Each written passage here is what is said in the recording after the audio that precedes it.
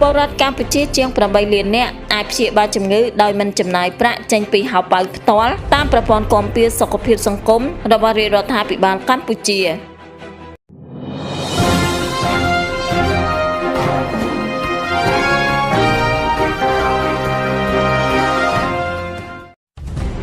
អគ្គលេខាធិការដ្ឋានក្រុមប្រឹក្សាជាតិគាំពារសង្គមនៅថ្ងៃទី6ខែឧសភាឆ្នាំ2026បានឲ្យដឹងថាគិតត្រឹមបំណាច់ឆ្នាំ2025នេះរាជរដ្ឋាភិបាលកម្ពុជាបានបន្តពង្រីកវិសាលភាពនៃការគ្របដណ្ដប់នៃប្រព័ន្ធគាំពារសុខភាពសង្គមដល់ពលរដ្ឋកម្ពុជាចំនួន 22397 នាក់នៅទូទាំងប្រទេសអាចព្យាបាលជំងឺនានានៅមូលដ្ឋានសុខាភិបាលសាធារណៈនិងឯកជនដែលជាដៃគូរបស់បសសដោយមិនចាំបាច់ចំណាយប្រាក់ចេញពីហោប៉ៅផ្ទាល់នោះទេគណៈពលរដ្ឋដែលជាសមាជិកគ្រួសារមានបានសម្បត្តិបានគ្រួសារងាយរងហានិភ័យ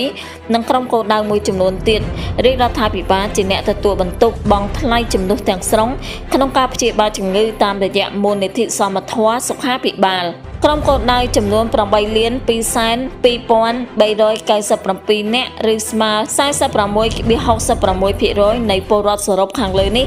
មានមកពីគ្រួសារមានបានសម្បត្តិគ្រួសារងាយរងហានិភ័យនិងក្រុមគោលដៅផ្សេងទៀតចំនួន 4,606,588 នាក់សមាជិកបសសដែលជាកម្មករនិយោជិកស្ថិតនៅក្រោមបទបញ្ញត្តិនៃច្បាប់ស្តីពីការងារបុគ្គលិកក្នុងវិស័យសាធារណៈដែលរួមមានមន្ត្រីរាជការសាធារណៈនិវត្តន៍ជនបុគ្គលស្វ័យនិយោជន៍និងអ្នកទទួលបន្ទុកចំនួន 3,566,509 នាក់សម្ដេចមហាបវរធិបតីហ៊ុនម៉ាណែតនាយករដ្ឋមន្ត្រីនៃកម្ពុជាធ្លាប់បានលើកឡើងការពីពេលថ្មីកន្លងទៅថាវឌ្ឍនភាពនៃការពង្រីកវិសាលភាពនេះមិនមែនកើតឡើងដោយចៃដន្យនោះទេតែជាលទ្ធផលនៃកិច្ចខិតខំរបស់រាជរដ្ឋាភិបាលគ្រប់នីតិកាលដែលតែងចាត់ទុកការលើកស្ទួយសុខុមាលភាពរបស់ពលរដ្ឋជាគោលដៅអាទិភាពចំពោះមុខដោយផ្ដោតការយកចិត្តទុកដាក់ខ្ពស់លើការបន្តពង្រឹងការអភិវឌ្ឍវិស័យសុខាភិបាលនិងប្រព័ន្ធគាំពារសង្គមតាមរយៈកេរដំណែលដែលសម្រេចបានក្រោមការដឹកនាំប្រកបដោយចក្ខុវិស័យច្បាស់លាស់របស់សម្ដេចអគ្គមហាសេនាបតីតេជោហ៊ុនសែនរាជរដ្ឋាភិបាលនីតិកាលទី7នៃរដ្ឋសភាក៏នៅតែបដិញ្ញាយ៉ាងមោះមុត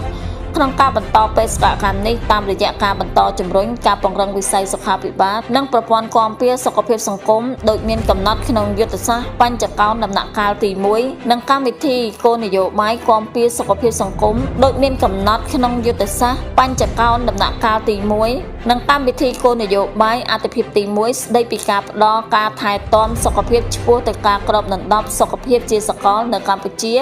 និងវិធានការកន្លឹះក្នុងវិស័យសុខាភិបាលសម្ដៅពង្រឹងសមត្ថភាពមណ្ឌលសុខភាពនិងមន្ទីរពេទ្យបង្អែកក្នុងការផ្តល់សេវាថែទាំសុខភាពដែលមានគុណភាព